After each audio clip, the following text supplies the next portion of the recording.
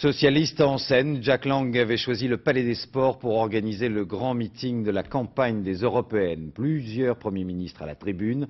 L'occasion aussi de rappeler que l'Europe aujourd'hui est très majoritairement à gauche. Reportage Véronique Gorel et Catherine Demanja. Les socialistes européens en ont rêvé, les socialistes français l'ont réalisé.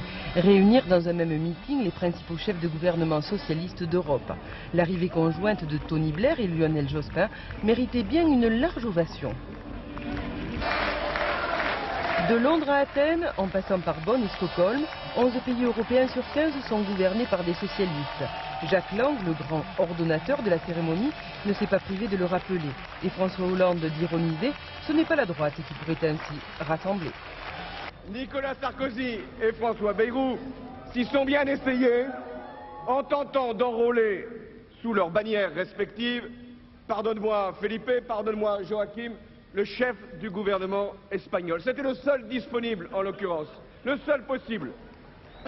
Avec Tony Blair, Gerhard Schröder, Massimo D'Alema ou Mario Soares, les socialistes européens ont voulu donner un nouveau souffle à la campagne européenne. Pour tous, la priorité c'est l'emploi et s'il y a bien sûr des différences, ce sont des valeurs communes qui ce soir les réunissent. Aujourd'hui, ce soir, nous sommes unis pour célébrer les valeurs de centre-gauche. Nous sommes unis pour manifester la confiance retrouvée du centre-gauche dans toute l'Europe. Lionel Jospin ne dit pas autre chose en concluant une rencontre entre socialistes européens, une rencontre qui n'avait pas eu lieu depuis 20 ans.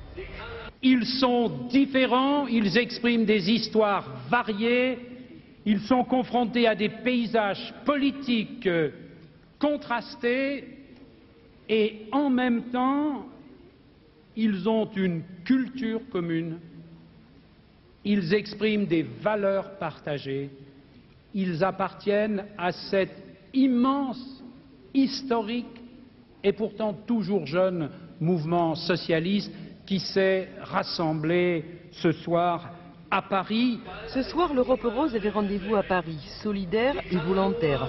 Une Europe qui espère devenir majoritaire au Parlement européen après le 13 juin. Le 13 juin prochain est vrai rendez-vous avec les électeurs cette fois.